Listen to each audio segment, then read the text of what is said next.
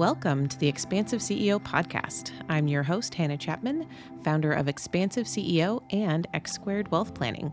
Buckle in as we explore how to create true prosperity and build a business and a life that expands beyond yourself and makes a dent in the universe. Welcome, everyone, to this episode of the Expansive CEO podcast. I'm your host, Hannah Chapman, and today we're going to be talking about marketing, but in a way that I think is really different from what you've maybe learned or tried or heard about before. And I've got an awesome guest to help talk through this system called They Ask You Answer philosophy. So Stefan Badertscher he's a sales phenomenon in his company. Basically, he was a director of an industrial machinery manufacturer for many years. And through that time, he actually guided his company from being a smaller firm, around $1 million in revenue per year, to over $10 million in revenue with more than 30 international customers. And he did this by really utilizing that They Ask You Answer philosophy. And now he actually helps other businesses and leaders implement the system for themselves so that they can become the most trusted source of education and implementation in their industries.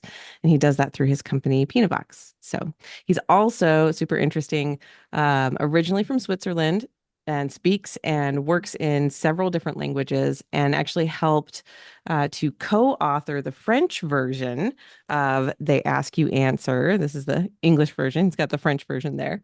And also was mentioned in the German version as well. So really figured out that system and has really been doing amazing work with people, helping others implement it. So Stefan, thank you so much for being here with me today. Why don't you tell us a little bit more especially about that first company, right? Your original success story with They Ask You Answer. And yeah, tell us how it happened. Thank you, Hannah. Thank you very much. Thanks for having me. And yeah, it's become really a passion subject for me because, yeah, when it all started, I was in this smaller company, as I said. We were already at that time, we were at about 5 million revenue and had a big international partner that helped us go everywhere. I traveled the world in over 30 countries all the time, but as some of you might relate to this at some point, can become very exhaustive as well because you're exhausting rather than because you're traveling a lot, you meet a lot of customers. It's good, but sometimes they're not a good fit, right? And so but this was our marketing, basically. We didn't really do anything else. But it worked. But at some point, this bigger partner wanted to have way more exclusivities. And in this industry, there were two other giants that we knew if we go all in on one, we get them against us, and that might be pushing a lot of competitor machines on the market right away, right? So this is where we said, no, okay, we're well known enough now. Let's fly on our own wings. Let's do our own thing. So that was the decision overall. But for me, as leader of the sales and the marketing, was like, what the hell should I do now? Like, how do we get to this international audience regularly, easily, without traveling every week and spending thousands of dollars on travel costs or Google Ads and whatnot? So in this research, actually, and I have to say, thanks to the pandemic, a big inbound event from HubSpot was the first time virtual, because typically that was in person, and it was in Boston, going there, ticket price, hotels and whatnot. And for me, coming from sales, I was never really clear, should I go or not? But this event allowed me to binge watch 3 days and consume everything that is about online marketing, inbound marketing, because we tried some stuff with our own company, with our own website, and all these tactics, and some of it worked. But in this event, this is where at some point Marcus Sheridan, the author of They Ask You Answer, he had a talk about an hour, and just what he explained to me, okay, well, that's the thing, what we need to do, because he said, hey, You just need to be honest, go out there, answer all your customers' questions. That's what we already did, just not publicly. So we said, okay, this is the one thing we should do because it's also about measuring it. And in an industrial company, we did a lot of engineers, they want to measure everything. So it resonated with us. So we went all in, did it consistently, and in an industry actually where it's really traditional, people would go with push many in-person meetings to make sales. So many people would say, Stefan, are you sure about this? I mean, do people really go online to find our machines? But we went all in, we hired a writer, we published consistently articles answering customers' questions. And the magic happens, suddenly we got like leads from Romania, the first one, and because you use it in the sales process, suddenly people were better prepared. And after a couple of months, you see, there are more people coming in through the website. And this is where, in the end, I can maybe touch base on the results a bit later on as well. But right now, like this is what we clearly saw. The end result is we were able, you remember these three giants? They were 100 times bigger than we were. Like they were a billion revenue companies, and we were outranking them on Google. Mm. We got 10 times more leads in through our website. People were thanking us because we were helping them guide them through a buying process without selling, actually. You just educate.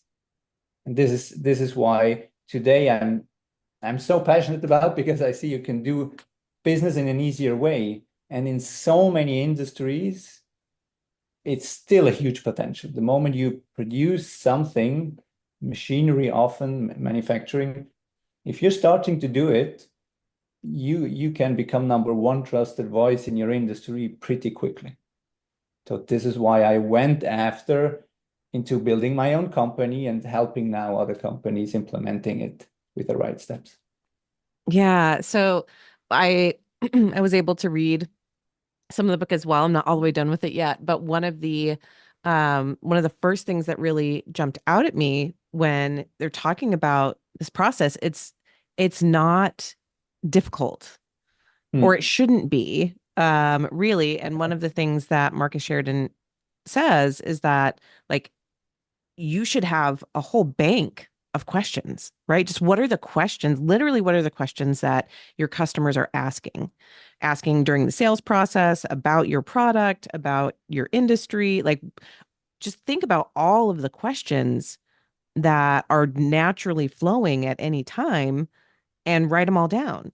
And the thing that stuck out to me that I really thought was like such a good point was, if you sit down and you don't have any questions, like you don't know what your ideal client is asking, then you actually probably have some work to do on identifying your ideal client.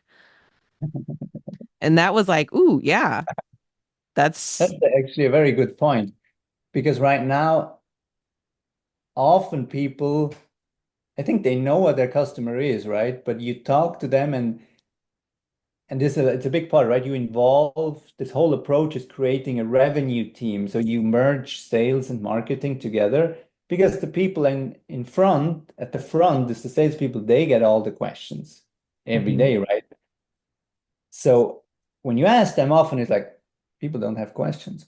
But it just they answer them right away, and it's just for them it's like, no, there's nothing. But this is where there are some techniques to get out of them some more the real questions. Or obviously in today's world, if you're already set up with recording your Zoom calls with customers or even phone calls, well, shoot them into AI or something else and say, hey, what were the questions the customer asked?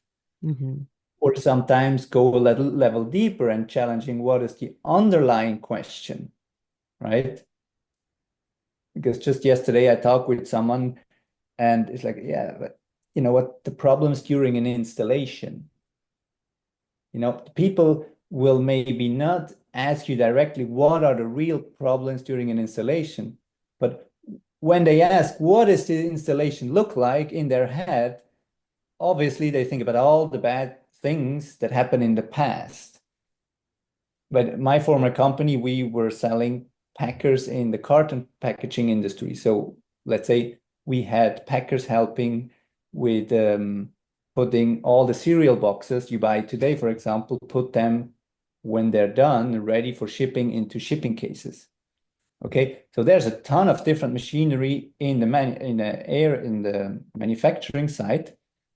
So they have different suppliers. So whenever they ask you, they don't ask you directly, yeah, what's the problem with with the connection of electricity or something like this. But they knew in the past this happened, so they check you, right? So it's the underlying question that obviously the salesperson maybe don't catch right away, but it's there, right? Hmm. Yeah, that's a really valid concern, I think, in any industry.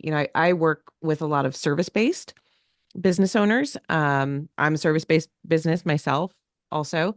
And, when someone's going to a new CPA or a new attorney or a new financial advisor, a lot of times the probing questions that clients will have are really exactly what you said. They're like a reaction to maybe a bad experience they had with someone else, right? So if they're asking, I hear this one with CPAs a lot, actually. If they're asking, like, how proactive are you in the process? Right. Hmm. They want to they do want to know like what your process looks like, how you work with people, but what's really happening underneath is that if you ask, well, what happened before? Oh, well, it's because their last CPA didn't do anything, didn't have any like proactive outreach whatsoever, didn't do any tax planning, and instead they're just like filing an extension, right? Trying to get their stuff done right under the wire, filing an extension. Um, and in the process, they're not able to do any tax strategizing because the CPA firm is just reactionary. And Hmm. that's the experience they had. And so now they're asking, well, how do you work?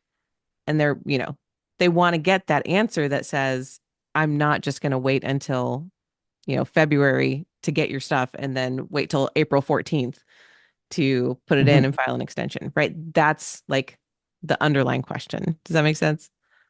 Absolutely, absolutely. And what we've seen, and it's part of the book framework as well, right? You use the assignment selling, so you guide people along the sales process with a very clear process that you define first what should people know by what point, ideally.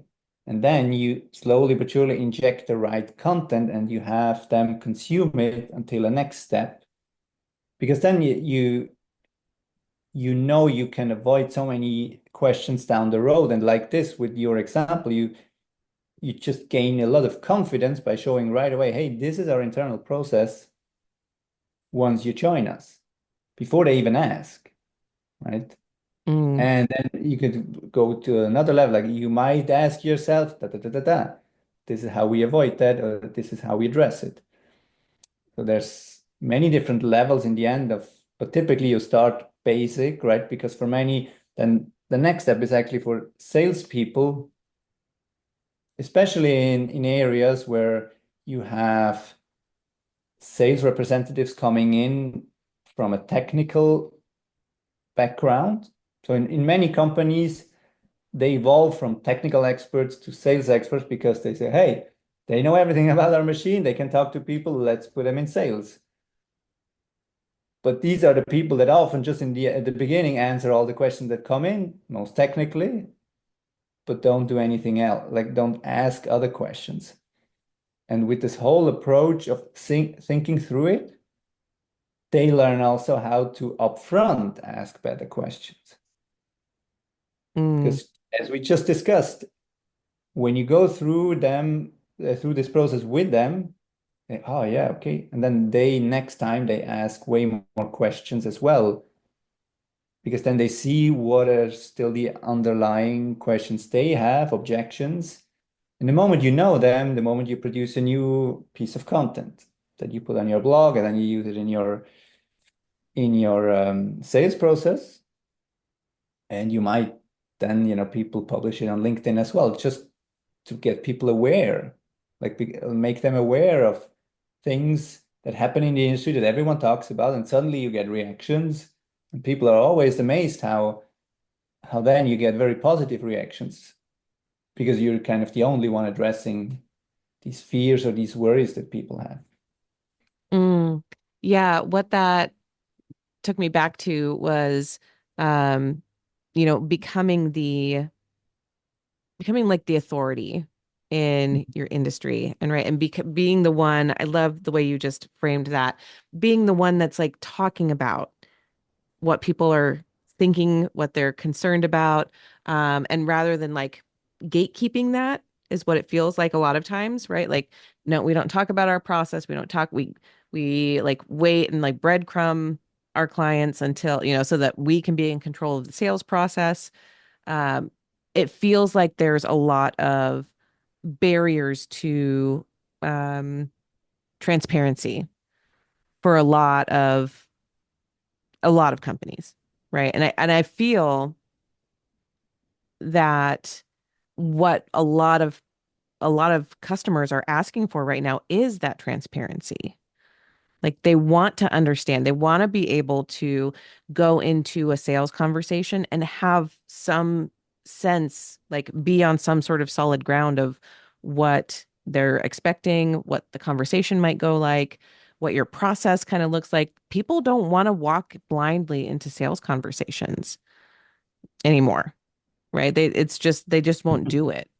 For a lot of Absolutely. things, right? Like this smells salesy. Like, no, like I want to be the one to choose, be armed with the information. I don't even like the word armed. It sounds confrontational. But have enough information that I'm well educated to come into the discussion. Is that what you're seeing too? Yes, absolutely. And on top of it today, if you have, well, everyone has a website, you put on additional tools, right? That, for example, 3, 4 years were not as easy to do as today with AI as well, but just calculators, quizzes, all these kind of things, because people, if and I mean, even for B2B businesses, some people do research later at night, different time zones as well. Like, especially for us, was also we work with clients all over the globe. So if you're not in the office, they cannot call you, right? And there's no interaction. So, or they, chat or whatnot online. So you have tools that right away give them more information. Let's say choose in your whatever you offer, what is the best fit for you? A couple of questions, guide them somewhere. They get an instant satisfaction, which can be still pretty vague. Even also with pricing, you give a range, but they get something and they clearly see I got some value. Now I go a step further, right? So Mhm. it's everything that people want to get it fast when they do their research, and they do more and more because it's obvious that we don't want to just hope that we walk into a store somewhere now or contact a company that we get the good information, because there were in the past so many disappointments in the end that you just talk for an hour but you didn't get any good answers to what you're actually looking for. And this is why it's so simple for many companies when you address these questions that you rank pretty quickly, very high, and you get a lot of good feedback when you use these articles that you write right away with the customers that you have already in a process, in your sales process in between. Like you don't have to wait until new people come in, find you with all this, because this takes a bit more time. But by actively using it right away, you get feedback from the customers that are with you right now. And you will see also how they react, and you can fine tune a bit also the content you write. Yeah, such a good point that we don't want to put our own roadblocks in, like, oh, okay, I have to wait till I get a new client, like you're saying, right? You get, if you have clients right now, you have people asking questions or people that could ask questions, right? Or even go through what questions did they have, like go back through your notes that you have in the Absolutely. system. Like there's so many ways to do that. I wanted to also talk about there's another little aspect of what you said before of it shortening the process. And Mhm. so one of the like conventional wisdoms for the last, I don't know how long, a long time, is that it takes at least 7 to 8 touches for someone to convert from cold to client.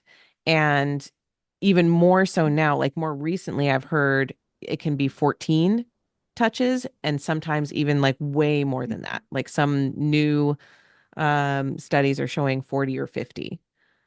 Right. So this amount of how many interactions someone Yeah. has to have with you or your company is getting more higher and higher.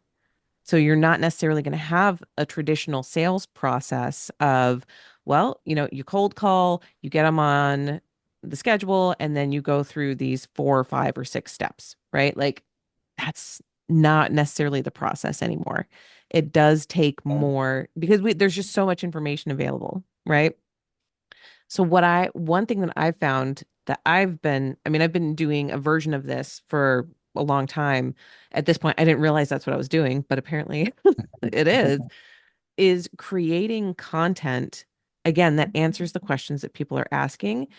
But it also, the other thing that it's doing is it's giving those touch points.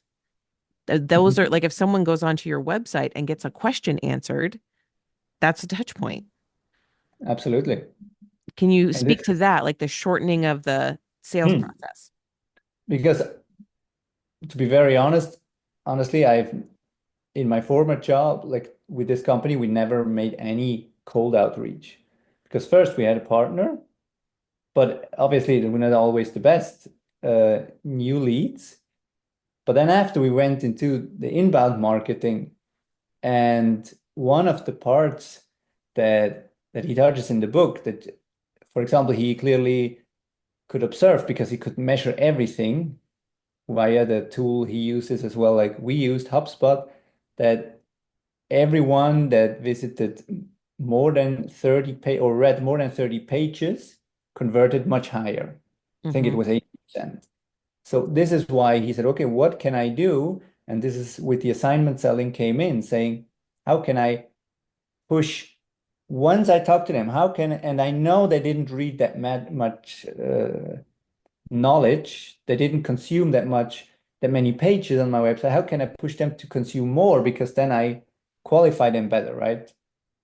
So this is why you say, well, in a good way, explaining the benefit of each content you show them, how we both save time when if we do like if he does it, he saves like 30 minutes by just reading a 5-minute article in our next meeting.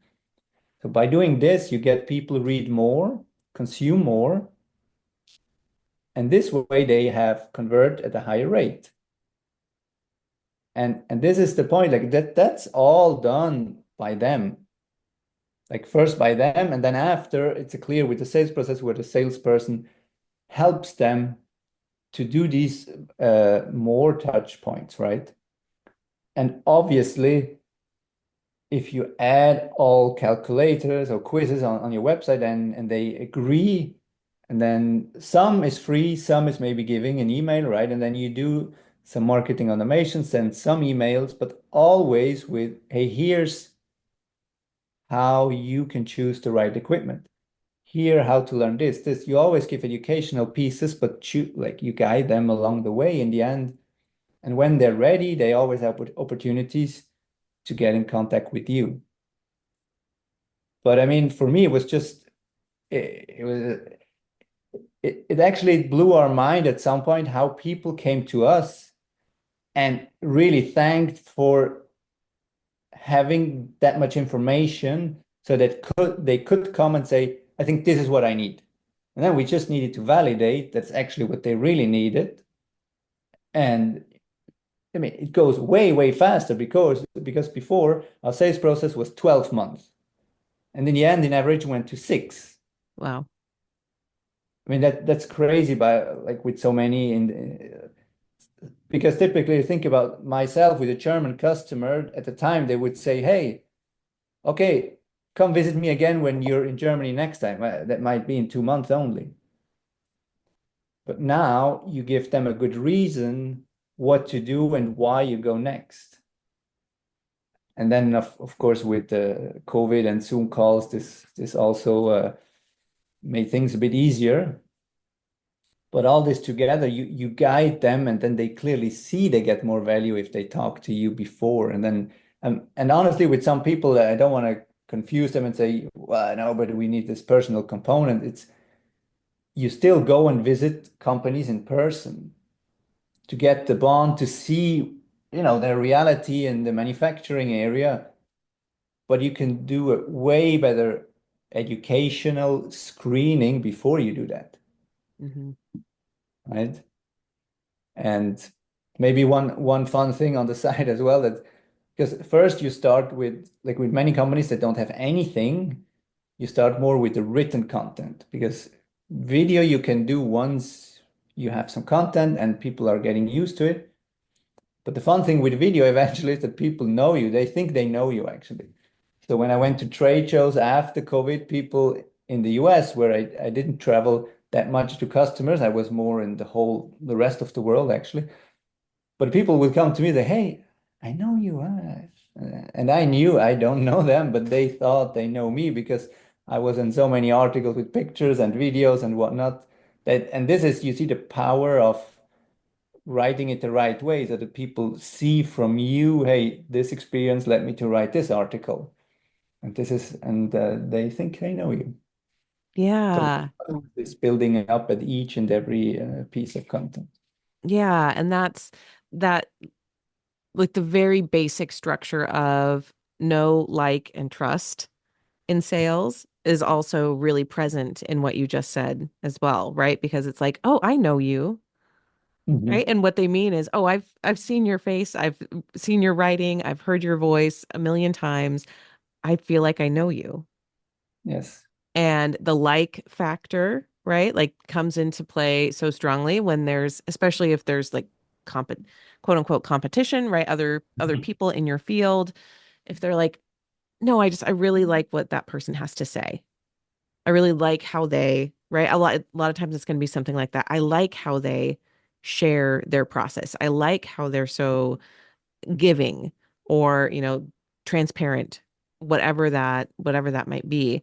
Um, and that building the trust comes from, hey, I'm like literally giving this information. I'm giving it Yeah. first, right? This is true. I'm being like, it all has to come from a place of genuine service as well, right? Like this is help whether you go with me or anyone else, this is going to help you find the Hmm. right fit for you. And if you like that, the piece that was really important that I want to make sure that we like circle back in and like make sure it's added in there is make sure there's always a way for them to know that if this exactly is what you're doing, make sure they know that, right? So in all of your content, that there's something that says, if you want to learn more, if this sounds like you Hmm. can get a hold of me. Here's how you get a hold of me. Here's how you get a hold of our firm, right? To help you through these things. But Yeah, here's the because ultimately, information, right? right, It's here. you have the moral in a way, it's a good way to help them, right? Because at that point, they might be ready and then they need to know, and you are there to help, but you don't say, you don't push them in a certain way of getting, okay, this is now the only way you need to go. And maybe circling back quick to what you said about, that it's not a good fit. And this is why this method resonates with people that dare to be different, a bit thinking outside of the box. They know they should something different than the whole rest of the industry was doing for the last 30 years. It's a disruptive element if you openly write, and this is what we did as well. is at some point saying, hey, if you do this, this, and this, then this machine is the right fit for you. But if you're only doing this right now, it's not a good fit for you. You should do these steps first to get up to another productivity level and then contact us again. Mm-hmm. And this, I mean, you could clearly say that the other billion revenue companies in our industry would never, never, ever say on their website.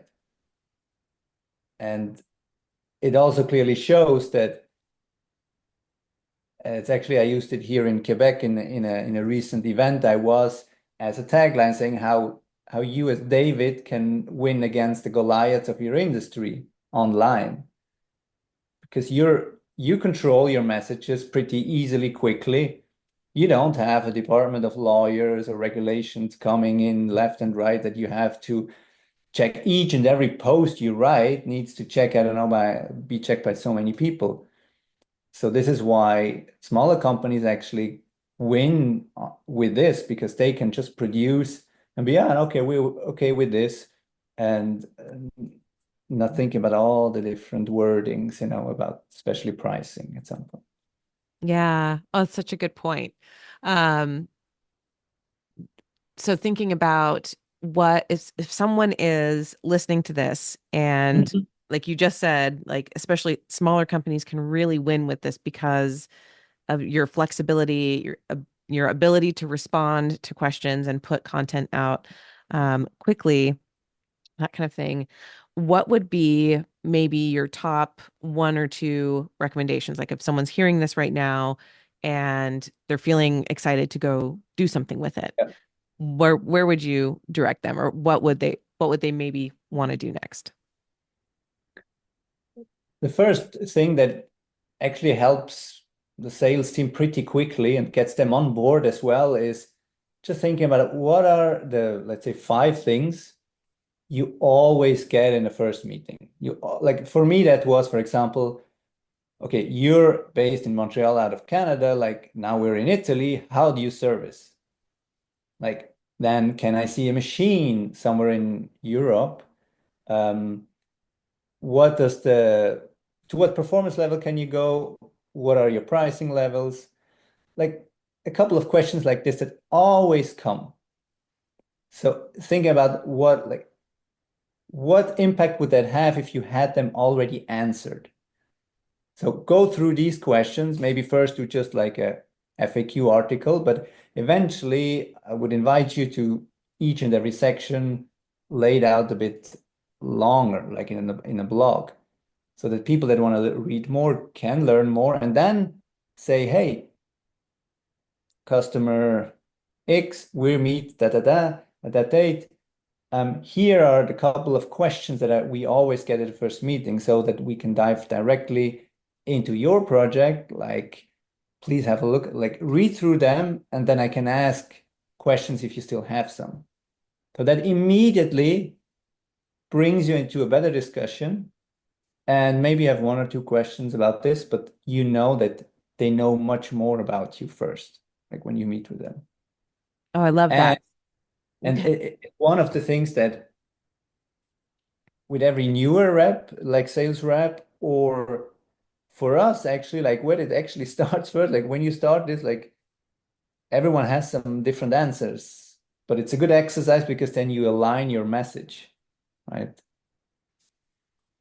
Yes. Yeah, that's such a good point for companies with multiple sales reps, right? Yeah, like here's it. Well, also even sourcing questions from different people.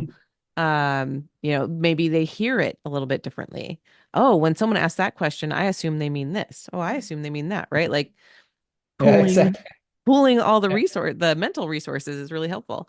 Um, And you see very quickly if they still have a lot of questions, it means it's not answered correctly or in the right way, right? And then you can adjust it over time.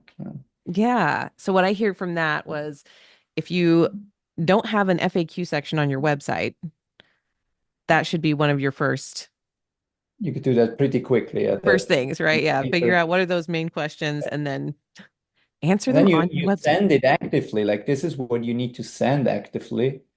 And And yeah, I mean, the whole approach after is like making out of each question a blog, right? And then eventually your blog, if you do this correctly over time, becomes your learning center where Mm. you draw all the people into. And actually the second point is just simply look at the your sales process.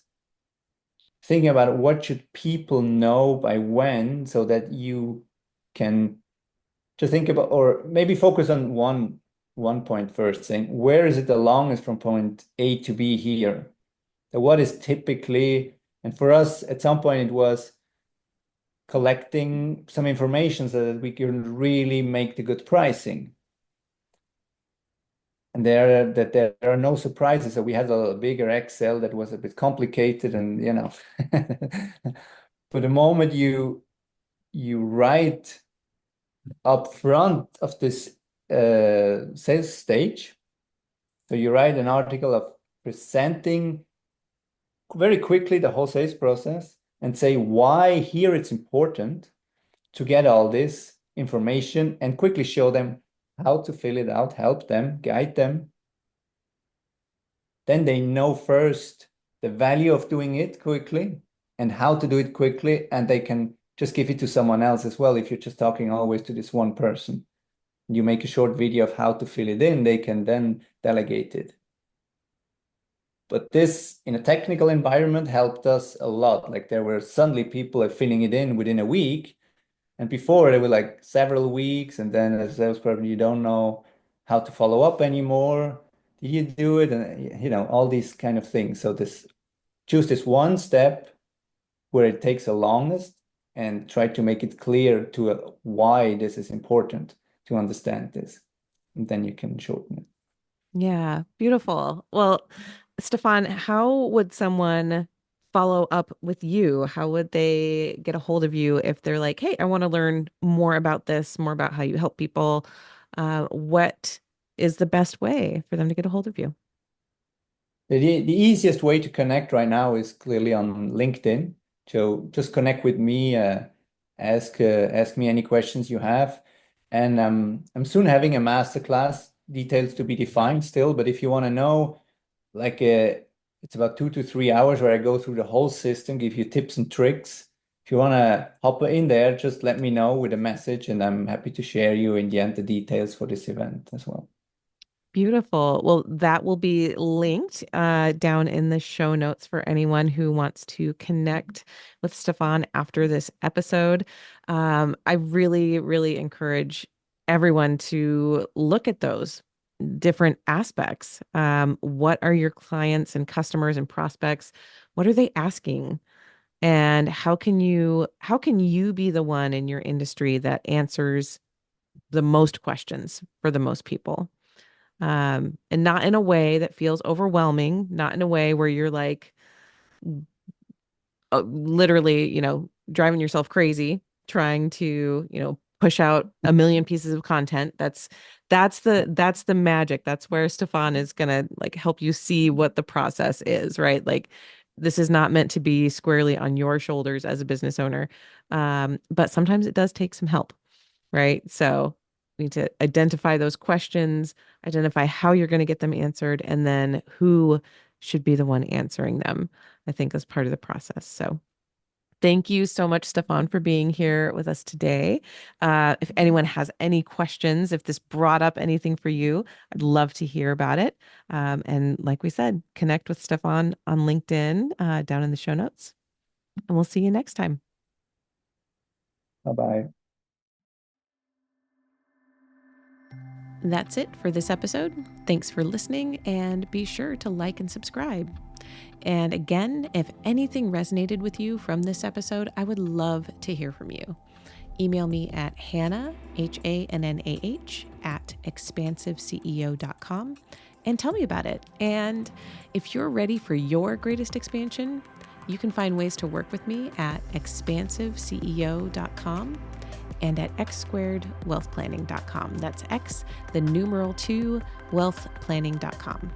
So until next time, remember that there is enough, you are enough, and your birthright in this lifetime is to be expansive.